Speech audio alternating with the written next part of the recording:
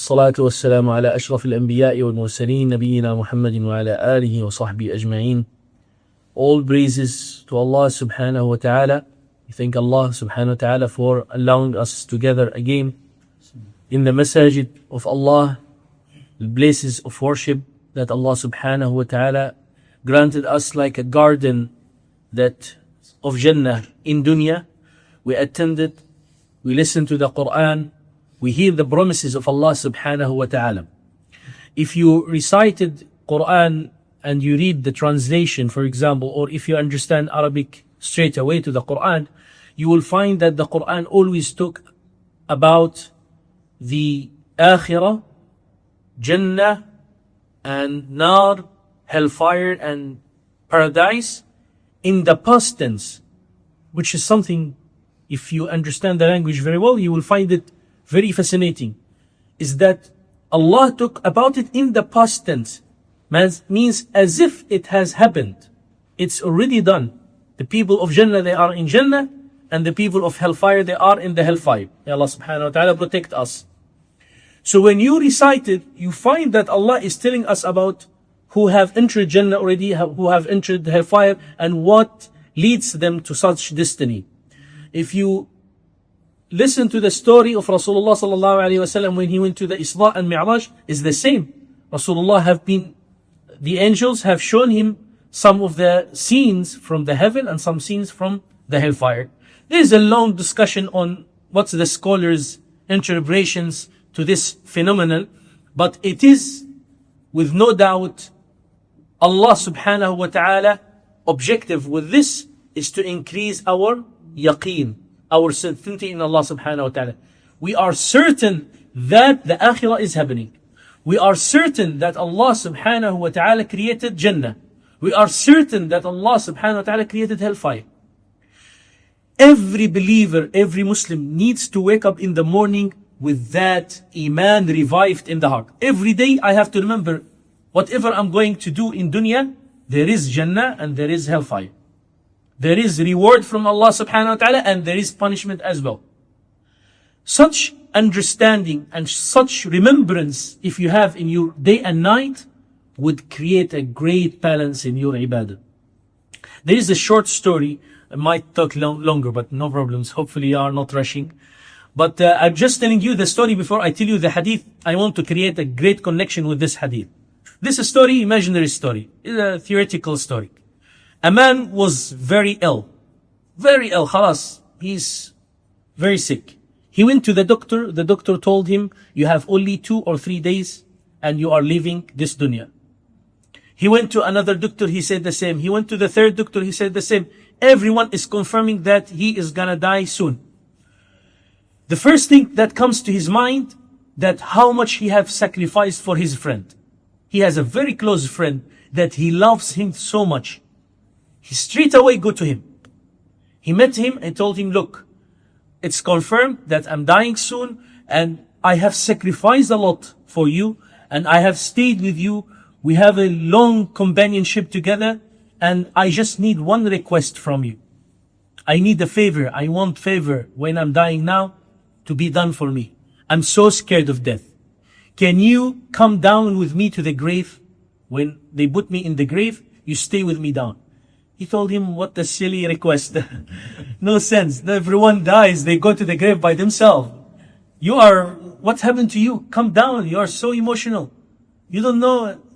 So they have this discussion. But anyway, before he leave, he told him, look, I just want to bring you back to your rational thinking. Actually, when you die, immediately I will have better friend than you. I will have another friend and a best friend. And I will have another companion. I'm very sorry. I cannot live without friends. Yes, I was very close to you, but once you leave, I will choose someone else. Then he went to his second best friend. He told him the same story. They respond the same. This is a silly request. We cannot go to the grave, but I will cry for you. I will grieve. I will be sad. This is the only thing I can do. Maybe I would make dua for you, but that is what I can do, and you should not request such thing. Then he went to the third friend, which is he neglect, which is he did not stay with, which is there is no good, communication. Always from Ramadan to Ramadan, from Eid to Eid, but that's it. So that friend, he told him, look, I'm going to be with you. I will go down to the grave with you. Really? You are coming with me to the grave? No way. He said, not only that, I will be with you to answer the question to the angels. When the angels are giving you the questions, who is your Lord? Who is your prophet? What's your religion? I'm gonna help you answer that. He told him, no, you are kidding. He said, not only that, there is another problem that will happen in the day of judgment, is that you have to go through the sirat, the straight line. I will help you go through that. I'm not gonna rest until I see my friend putting his first feet in Jannah. He told him, wow, but I'm very sorry, I did not take care of you. He said, I know, it's always like that. The good friend always, people doesn't treat them, the sincere one, So the question is that I always give to my student, who is the first best friend?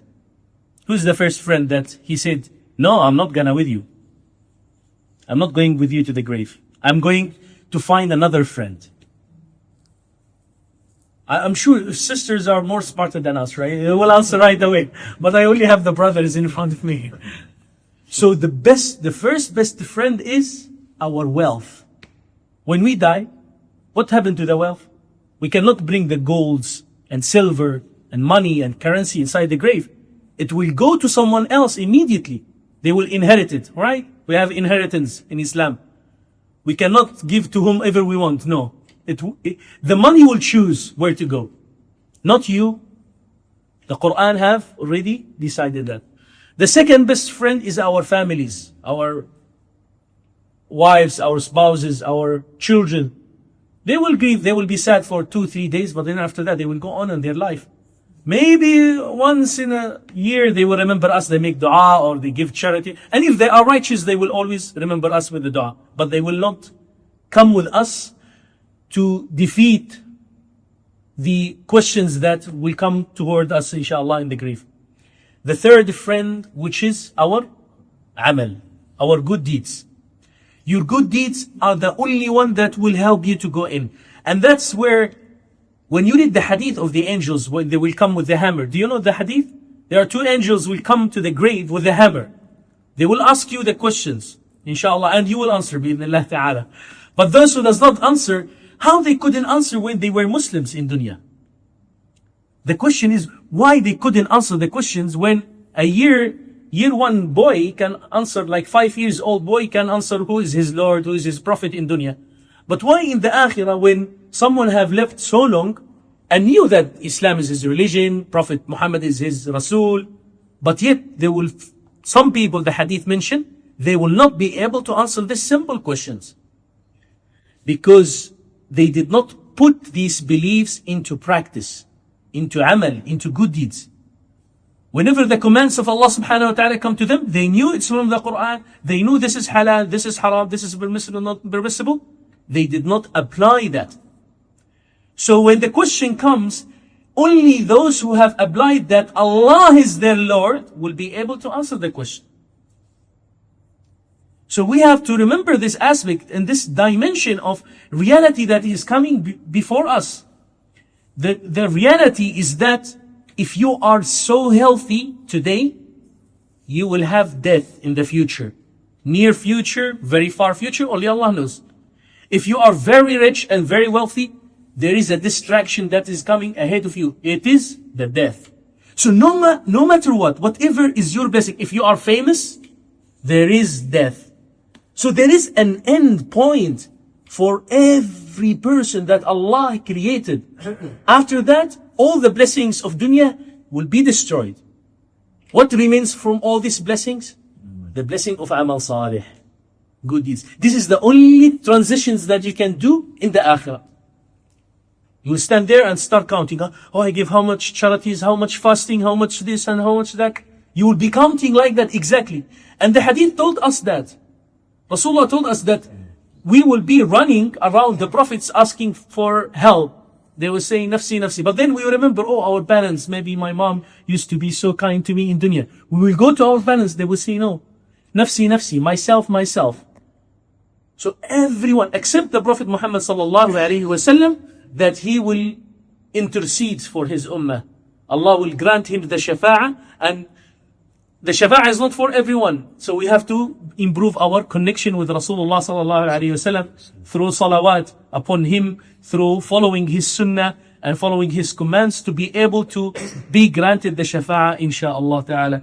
But the conclusion of this reminder, dear brothers and sisters, is that the most important dimension of faith, the faith in the unseen. You believe, no doubt, that there is akhirah. You believe, no doubt, there is an accountability before you. You believe with no doubt that when you die, you will be resurrected and you will be questioned and you will be stand before Allah subhanahu wa ta'ala, and Allah will ask you about even the blink of your eye. Whatever you have attended in dunya, you will stand before Allah subhanahu wa ta'ala and you will be accountable for that.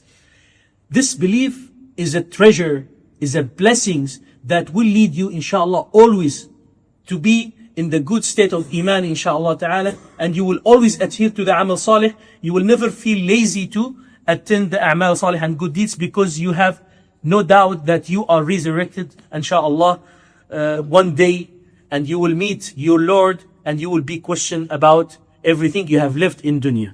Subhanakallah, bihamdika, ashhadu an la ilaha illa anta, astaghfiruka wa atubu ilayk.